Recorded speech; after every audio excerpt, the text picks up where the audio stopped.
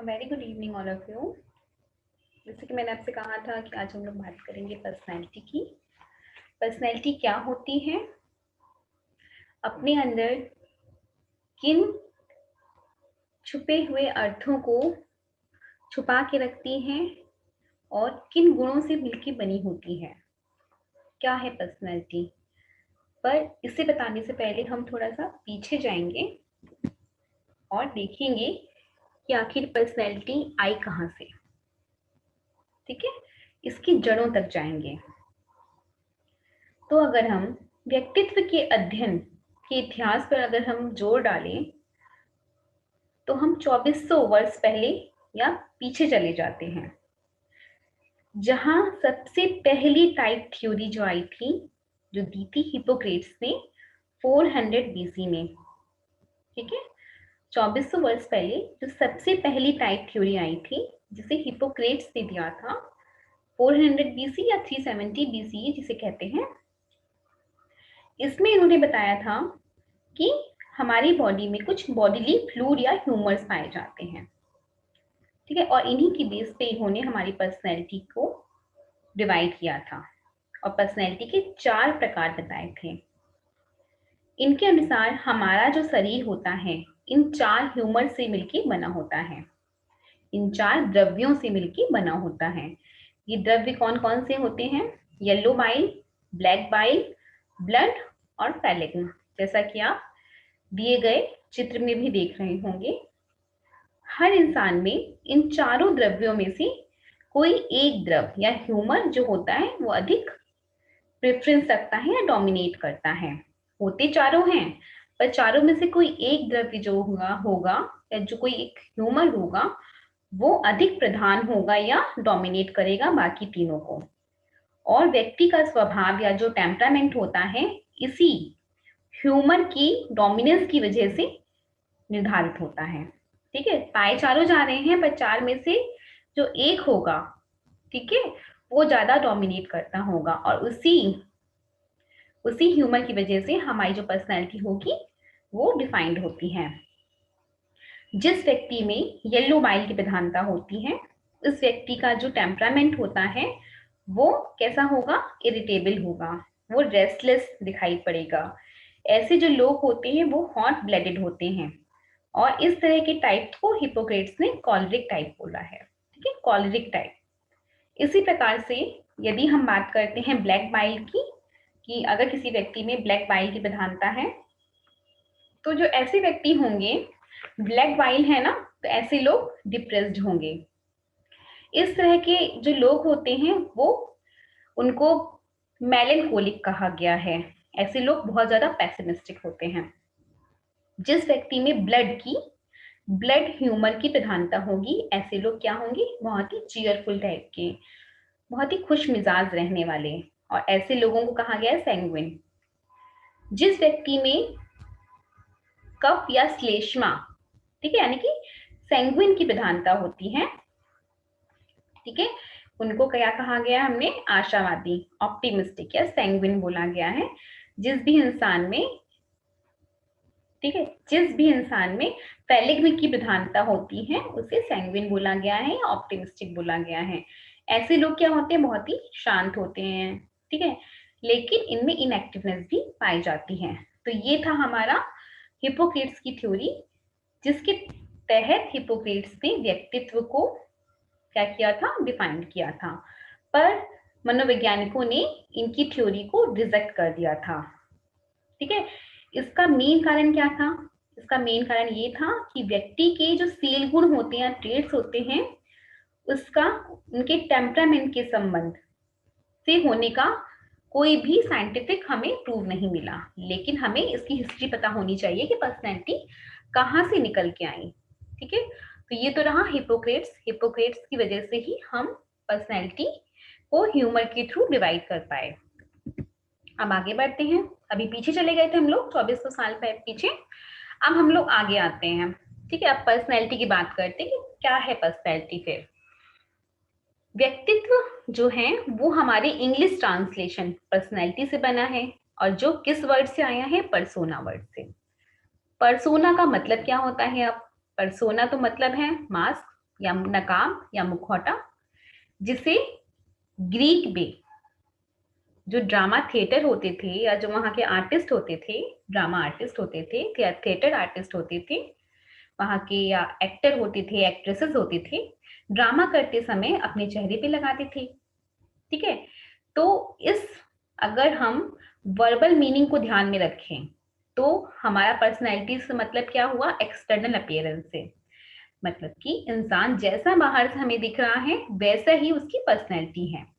अगर इंसान की पर्सनैलिटी बाहर से बहुत ज़्यादा आकर्षक है, अट्रैक्टिव है, भड़कीली है, तो हम क्या कहेंगे कि उस इंसान का पर्सनैलिटी बहुत ज़्यादा इम्प्रेसिव है। पर अगर इंसान बाहर से बहुत ही सामान्य दिख रहा है, सामान्य का मतलब है कि बहुत ही नॉर्मल कपड़े पहना हुआ है, ठीक है? तो हम क्या कहेंगे? उसकी पर्सनैलिटी थोड़ी-सी दबी है या डाउन है। हम नॉर्मली भी ऐसा करते हैं, अगर हमारे सामने कोई अच्छी सुडौल कद-काठी वाला इंसान आके खड़ा हो जाए, हमें उसके बारे में नहीं पता, तो हम बहुत अच्छा-अच्छा सोच लेते हैं उसके बारे में और कहते हैं क्या इम्प्रेसिव पर्सनैलिटी है। और कई बार ऐसा होता है कि बहुत ऊँची-ऊँची पोस्टों पे होते हैं लोग, पर उनका पहनावा जो होता है, रहन-सहन होता है, बहुत ही सिंपल सादा होता है, तो हम उसकी पर्सनैलिटी को लेस समझ लेते हैं जब तक हम उसके बारे में नहीं जानते। ठीक है? अब हम बात करते हैं कि पर्सनैलिटी को किन डिफरेंट कॉन्सेप्ट के द्वारा डिफाइन किया गया है। कौन-कौन से कॉन्सेप्ट हैं? तो पहला जो कॉन्सेप्ट है, पुराने से स्टार्ट करके नए तक जाएँगे। पहला जो कॉन्सेप्ट है, वो कॉन्सेप्ट है बायो सोशल कॉन्सेप्ट। ये जो कॉन्सेप्ट है, वो बताता है कि जो व्यक्तित्व है, ठीक है? व्यक्तित्व को व्यक्ति की सोशल वैल्यूज के रूप में डिफाइन किया गया है। ठीक है? व्यक्तित्व को व्यक्ति की सोशल वैल्यूज के रूप में डिफाइन किया गया है। अगर कोई व्यक्ति पसंदीदा ढंग से व्यवहार करता है, जैसा कि हम चाहते हैं, बहुत ही आकर्षक व्यवहार करता है, ऐसा व्यवहार कर रहा है जिससे हम इम्प्रेस हो जा रहे हैं, तो हम कहेंगे उस इंसान की पर्सनैलिटी उतनी ही ज़्यादा इम्प्रेसिव है। ठीक है? अगर किसी इंसान में सोशल नॉर्म्स, ठीक है, जैसे सोशल नॉर्म्स होते हैं, वैसे ही डिज़ायर्ड क्वालिटीज़ पाई जा रही हैं, तो हम उस इंसान को बहुत एप्रिशिएट करते हैं, बहुत ही इम्प्रेसिव पर्सनैलिटी वाला व्यक्ति समझते हैं। पर वहीं पे अगर कोई इंसान ऐसा है जो कि बहुत ही हमारे लाइकेबल जो बिहेवियर होता है वैसा नहीं करता, इसके ठीक अपोजिट बिहेवियर करता है, तो हम उसकी पर्सनैलिटी को उतना ही लो समझते हैं या डाउन समझते हैं। ठीक है? ये है हमारा बायोसोशल कॉन्सेप्ट बताता है। उसी तरीके से अगर हम बात करते हैं पॉलिटिकल कॉन्सेप्ट की, तो पॉलिटिकल कॉन्सेप्ट कहता है कोई व्यक्ति, किसी व्यक्ति का व्यक्तित्व तब इम्प्रेसिव माना जाएगा जब उसमें कोई कैरिस्मेटिक या अट्रैक्टिवनेस होगी। ठीक है? वो सामने वाले इंसान को क्या कर सके? प्रतिबिंबित कर सके, उसे काबू में ला सके, ठीक है? और शांत और आकर्षक, ठीक है, जेस्चर्स बनाते हुए बातचीत कर सके, उसे कंट्रोल कर सके और क्या करे? बहुत ही अच्छे से इन्फ्लुएंसिल इन्फ्लुएंसिव बिहेवियर कर सके और सामने वाले को इम्प्रेस कर दे। तो ऐसा इंसान क्या होगा? पॉलिटिकल कॉन्सेप्ट के अकॉर्डिंग अच्छी पर्सनैलिटी वाला होगा। वहीं अगर हम बात करते हैं बायोफिजिकल कॉन्सेप्ट की, तो बायोफिजिकल कॉन्सेप्ट में पर्सनैलिटी को एक ऑर्गेनिक या इंटरनल एलिमेंट के रूप में डिफाइन किया गया है। व्यक्ति की जो स्पेसिफिक क्वालिटीज होती हैं, स्पेसिफिक ट्रेट्स होते हैं, जिनको हम ऑब्जेक्टिवली डिफाइन कर सकते हैं, मेजर कर सकते हैं, उसी को पर्सनैलिटी बोला गया है। जैसे कि हमारे फिजिकल स्ट्रक्चर को, जिसे सेल्डम ने या क्रेशमैन ने डिफाइन किया है। ठीक है? बायोफिजिकल। जब हम बात करते हैं ओमनीबस कॉन्सेप्ट की, तो ओमनीबस कॉन्सेप्ट क्या है? ओमनीबस कॉन्सेप्ट में व्यक्ति के जैविक गुण, यानी कि बायोलॉजिकल गुण, बायोलॉजिकल ट्रेट्स, साइकोलॉजिकल ट्रेट्स और उनकी स्पेसिफिक रिस्पॉन्सेस को इंक्लूड किया जाता है। ठीक है? और वहीं जब हम बात कर रहे हैं इंटीग्रेटिव कॉन्सेप्ट की, तो इंटीग्रेटिव कॉन्सेप्ट में पहली बात तो हम सभी डेफिनेशंस को इसमें मिला देते हैं। ठीक है? अभी तक हमने जितनी भी पढ़ी, ठीक है, पॉलिटिकल, बायोफिजिकल, ओमनीबस, ठीक है, और बायोलॉजिकल, ये चारों डेफिनेशन का मिक्सचर है इंटीग्रेशन। यानी कि हमारे सभी व्यवहारों को ऑर्डर और कॉन्ग्रुएंस देने वाले एस्पेक्ट को ही हम व्यक्तित्व कहेंगे। हमारे बिहेवियर को एक ऑर्डर और एक कंसिस्टेंसी देने वाले एस्पेक्ट को हम क्या कहेंगे? पर्सनैलिटी। ठीक है, अगर हम इसके अकॉर्डिंग कोई डेफिनेशन याद करें तो वो क्या होगी, यही होगी, personality is the individual's total behaviour. ठीक है, according to the integrated concept, personality is the individual's total behaviour. ठीक है, व्यक्तित्व का जो संपूर्ण व्यवहार है वही व्यक्तित्व है, ये ओमनिबस कॉन्सेप्ट कहता है। इसके बाद अगर हम हिरार्किकल कॉन्सेप्ट की बात करें तो हिरार्किकल कॉन्सेप्ट क्या है, किससे डील करता है, ये कॉन्सेप्ट डील करता है एडेप्टेशन से, सर्वाइवल टेक्निक से, हमारे इवोल्यूशन से। ठीक है, जो भी हमारे एनवायरमेंट में होता रहता है। और वही डिस्टिंक्टिव कॉन्सेप्ट जो होता है वो फोकस करता है हमारी यूनिकनेस पे। अब हम बात करते हैं, एक हमारा सबसे इंपॉर्टेंट कॉन्सेप्ट तब आएगा जब हम बात करेंगे सबसे मेन कॉन्सेप्ट की, यानी कि साइकोलॉजिकल कॉन्सेप्ट की। हेडिंग नहीं डाली है, आप सबको पता है कि साइकोलॉजिकल कॉन्सेप्ट की हम बात करने जा रहे हैं, क्योंकि वहीं से सबसे इंपॉर्टेंट डेफिनेशन शुरू होती है। साइकोलॉजिकल कॉन्सेप्ट क्या कहता है, साइकोलॉजिकल कॉन्सेप्ट कहता है कि व्यक्तित्व को बहुत सारे या डिफरेंट साइकोलॉजिकल वेरिएबल्स जैसे कि एडजस्टमेंट, टेम्परामेंट, यूनिकनेस, ठीक है, और डायनेमिक ऑर्गेनाइजेशन के बेस पे डिफाइन किया गया है। ठीक है, हमारा जो व्यक्तित्व है इसको बहुत सारे साइकोलॉजिकल वेरिएबल्स जैसे कि adjustment, temperament, uniqueness, dynamic organisation के बेस पे डिफाइन किया गया है। अब जब हम बात कर ही रहे हैं साइकोलॉजिकल कॉन्सेप्ट की, तो यहाँ पे हम बहुत सारी डेफिनेशन हम बता सकते हैं, आपके सामने तो लिखी हुई है कई सारी, इसके अलावा मैं बात करूंगी और कौन कौन सी डेफिनेशन हैं। ठीक है, जैसे कि आइजिंग ने डेफिनेशन दी थी कि व्यक्तित्व व्यक्ति के चरित्र, उसकी चित्र प्रकृति, उसकी ज्ञान शक्ति, शारीरिक संगठन का क्या है, एक स्थायी और टिकाऊ संगठन है। ठीक है, पर्सनैलिटी क्या है, मोर और लेस स्टेबल और इंड्यूरिंग ऑर्गेनाइजेशन है पर्सन के करेक्टर का, उसके टेम्परामेंट का, उसके इंटेलेक्ट का, उसकी फिजिक का। ठीक है, जो डिटरमाइन करता है उसके यूनिक एडजस्टमेंट को टू हिज एनवायरमेंट। ठीक है, ये कहा आइजिंक ने। इसी तरीके से बहुत सारी डेफिनेशंस आई। आगे बढ़ते हैं, तो आलपोर्ट ने क्या कहा, भाई पर्सनैलिटी पढ़ रहे हो, आलपोर्ट की डेफिनेशन नहीं पता तो कुछ नहीं पता, तो ये तो रटी होनी चाहिए आलपोर्ट की जो डेफिनेशन है। आलपोर्ट ने बोला कि personality is the dynamic organisation within the individual of those psychophysical system that determine his unique adjustment to his environment. ठीक है, इसको साइकोलॉजिकल इंटरप्रिटेशन जो उनकी बुक थी इसमें इन्होंने दिया था। ठीक है, 1937-38 की ड्यूरेशन की बात है ये।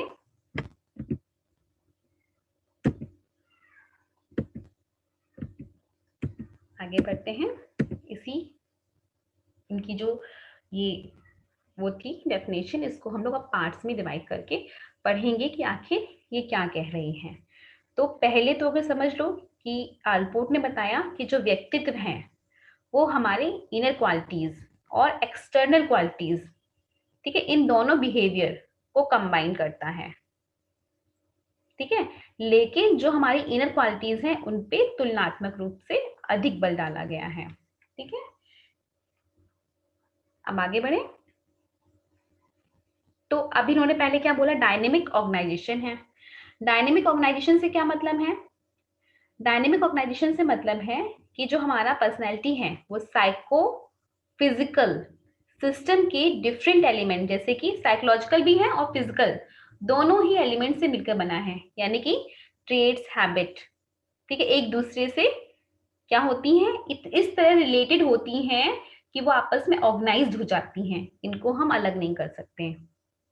ठीक है, ये जो ऑर्गेनाइजेशन है इसमें थोड़ा सा चेंज संभव है, ठीक है, लेकिन हम इनको अलग नहीं कर सकते, इसलिए इसे डायनेमिक ऑर्गेनाइजेशन कहा गया है। ठीक है, क्योंकि व्यक्तित्व के जो सील गुण हैं, हैबिट्स हैं या और भी अदर एलिमेंट्स हैं वो आपस में इस तरह ऑर्गेनाइज्ड होते हैं कि उनमें चेंज तो संभव है पर हम उसको अलग नहीं कर सकते। ओके, इसके बाद हम बात करते हैं, डायनेमिक ऑर्गेनाइजेशन हो गया, इसके बाद हम बात करते हैं साइको फिजिकल सिस्टम।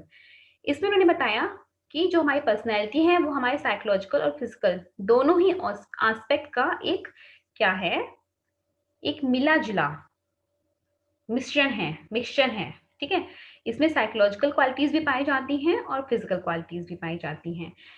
ठीक है, और ये दोनों एस्पेक्ट आपस में इंटरेक्शन करते हैं।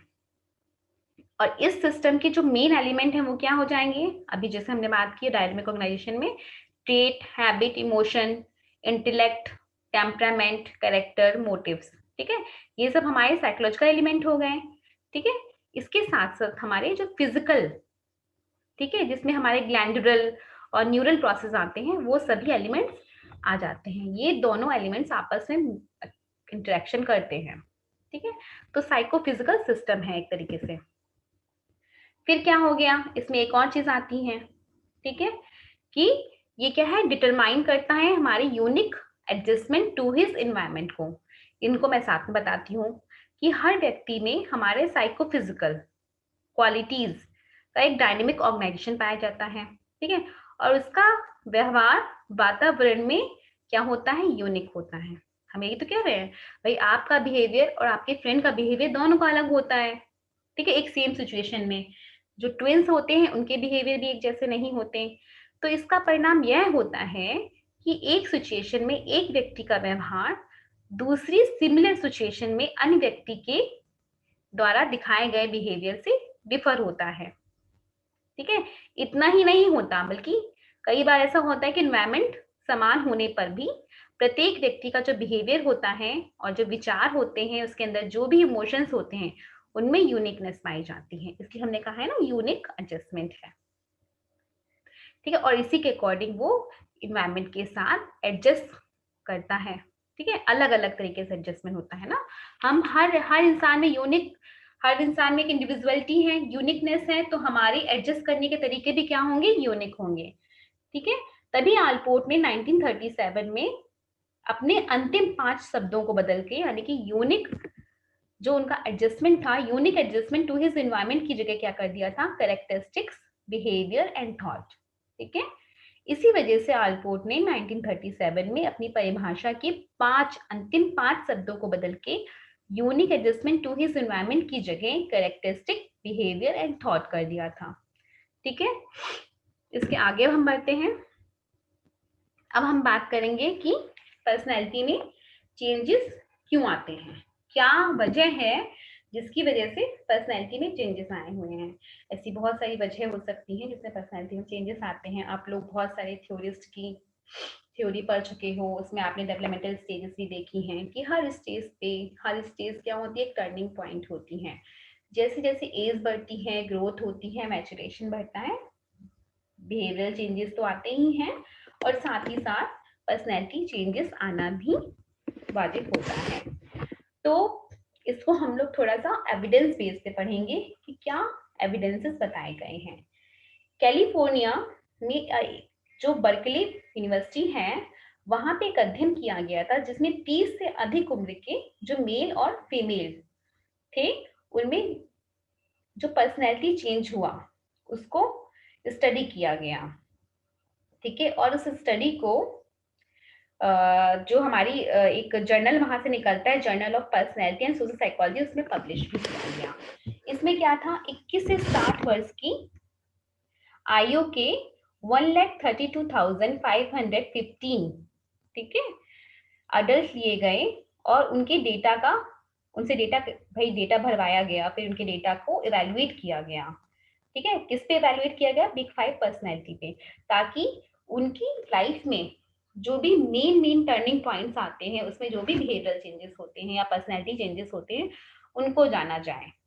ठीक है, तो उसमें समझ में आया कि बहुत सारे पर्सनैलिटी चेंजेस होते हैं, जिनकी बहुत सारी वजह ये बिग 5 पर्सनैलिटी के ट्रेट्स भी हैं, जिसमें हमारे ओशियन के 5 ट्रेट्स, यानी कि जिसको हम लोग ओशियन बोलते हैं, कॉन्साइंटियसनेस, एग्रीबलनेस, न्यूरोटिसिज्म, ओपननेस और एक्स्ट्रावर्जन रखा गया, ये सब आए थे। ठीक है, तो जो शोध था उसके प्रमुख सिद्धांतों में वादा किया गया कि जो हमारी पर्सनैलिटी होती है वह काफी हद तक तो हेरिडिटी से और उसके साथ साथ परिणाम के रूप में मैच्योरेशन के साथ तक हमारे जो बड़े बड़े ट्रेट्स पाए जाते हैं, उनकी वजह से हमारे अंदर पर्सनैलिटी चेंजेस आते हैं। ठीक है, अब ये देखो, ओशियन से मैंने दिखाया ना आपको, ओशियन से इसको याद रखना है कि कौन कौन से पर्सनैलिटी चेंजेस होते हैं। आलपोर्ट, कैटल, आइजिंग, ठीक है, की थ्योरी से इफेक्टेड होके आइजिंक ने आल्पोर्ट, कैटल और आइजिंक के सिद्धांतों पर विचार करने के बाद जो हमारे पर्सनैलिटी थ्योरिस्ट थे, ठीक है, उन्होंने इस बात पर पूर्ण एक्सेप्टेंस दिया कि जो हमारे ट्रेड्स होते हैं, हमारे जो ट्रेड्स होते हैं उसमें पर्सनैलिटी की जो फंडामेंटल यूनिट है, ठीक है, वो क्या है, ट्रेड्स है। ट्रेड्स हमारी पर्सनैलिटी के फंडामेंटल यूनिट्स होते हैं जो व्यक्ति में एक स्पेसिफिक वे में बिहेवियर करने का एक डिस्पोजिशन यानी कि पूर्व प्रवृत्ति उत्पन्न कर देते हैं। इसी डिस्पोजिशन की वजह से हम क्या करते हैं, बिहेवियर करते हैं या हमारे अंदर पर्सनैलिटी चेंजेस होते हैं। ठीक है, अब हम इन 5 की बात करेंगे कि ये बड़े 5, इनको कहा गया है ना बिग 5 ट्रेट, यानी कि बड़े 5 सील गुण होते क्या हैं। ठीक है, पहले तो जानेंगे कि क्या है ये। इस सिद्धांत के अनुसार व्यक्ति के व्यवहारों के क्या, क्यों, कैसे प्रश्नों का उत्तर हम मात्र 5 सील गुणों यानी कि उन आयामों के आधार पर दे सकते हैं जिसे गोल्डबर्ग ने बिग 5 कहा था। इसे बिग इसलिए कहा जाता है क्योंकि प्रत्येक आयाम के तहत हम कई सारे स्पेसिफिक ट्रेट्स का एक सेट होता है, उनके बारे में जान पाते हैं। ठीक है, इसे बिग इसलिए कहते हैं क्योंकि हर आयाम के तहत कई स्पेसिफिक जो ट्रेट्स होते हैं उनके सेट के बारे में हम जान पाते हैं। और व्यक्तित्व जो है, पर्सनैलिटी हायरार्की में ये बड़े 5 सील गुण आयाम उतने ही क्या है, बहुत ही इलेबोरेटिव हैं और एब्स्ट्रैक्ट हैं, इसलिए इन्हें आइजिंग के सिद्धांत में सुपर फैक्टर भी कहा जाता है। ठीक है, अब हम देखेंगे ये हैं कौन से। ठीक है, कौन कौन से हैं। ओपननेस जो है, ये जो डायमेंशन है, इस डायमेंशन के तहत हमारे जो नए एक्सपीरियंसेस होते हैं, हम उन नए एक्सपीरियंस की प्रशंसा करते हैं, इनोवेटिव जो चीजें होती हैं उनको जानने के लिए उत्सुक रहते हैं, उनकी डीप इवैल्यूएशन करते हैं, ठीक है, उसकी गहन समीक्षा करने की क्षमता रखते हैं। तो ओपननेस से मतलब है कि नई अनुभूतियों की प्रशंसा करना, नई चीजों के बारे में जानना और उनकी गहन समीक्षा करना। ठीक है, ओपननेस डायमेंशन पे हाई स्कोर के आने से पता चलता है कि व्यक्ति बहुत उत्सुक है, विस्तृत अभिरुचि दिखाने वाला इंसान है, बहुत ही इंटरेस्ट लेता है, बहुत ही क्रिएटिव है, ओरिजिनल है, प्योर है, ठीक है, इमेजिनेटिव भी है, ठीक है, और अनट्रेडिशनल थॉट्स रखने वाला इंसान है। वहीं दूसरी तरफ अगर लो स्कोर आते हैं तो व्यक्ति क्या है कि उसकी जो सोच है वो बहुत ही सिमटी हुई है, इंटरेस्ट बहुत लो है, ठीक है, वो अनआर्टिस्टिक है, बहुत ही प्रोजुडाइज रखता है, स्टीरियोटिपिकल पर्सनैलिटी टाइप है। ठीक है, ये हमारा हुआ ओपननेस। वहीं जब हम बात करते हैं कॉन्साइंटियसनेस की यानी कि कर्तव्य निष्ठता की, तो इस आयाम से तात्पर्य होता है व्यक्ति द्वारा गोल डायरेक्टेड बिहेवियर में दिखाई गई मोटिवेशन से, उसके ऑर्गेनाइजेशन से, उसकी परसिस्टेंस की क्वालिटी से। ठीक है, इस डायमेंशन पे जो भी लोग हाई स्कोर लाते हैं तो उससे पता चलता है कि व्यक्ति ऑर्गेनाइज्ड है, रिलायबल है, हार्ड वर्किंग है, सेल्फ डिसिप्लिन है, पंचुअल है, ठीक है, बहुत ही ज्यादा ऑप्टिमिस्टिक है। वहीं अगर लो स्कोर आएंगे तो जस्ट इसका उल्टा हो जाएगा, गोललेस है, मीनिंगलेस है, ठीक है, अनरिलायबल है, बहुत ही लेजी है, ठीक है, बहुत ही वीक है, वीक विल पावर है उसके अंदर, बहुत ही केयरलेस है। ठीक है, तो ये हमारा कॉन्सेंट्रेशनेस हो गया। नेक्स्ट है हमारा एक्स्ट्रावर्जन यानी कि बहिर्मुखता। अब इस डायमेंशन से मतलब होता है इंटरपर्सनल, ठीक है, अंतर्वैयक्तिक अंतःक्रिया, इंटरपर्सनल जो इंटरेक्शन होते हैं उसकी मात्रा से, इंटेंसिटी से या क्वांटिटी से।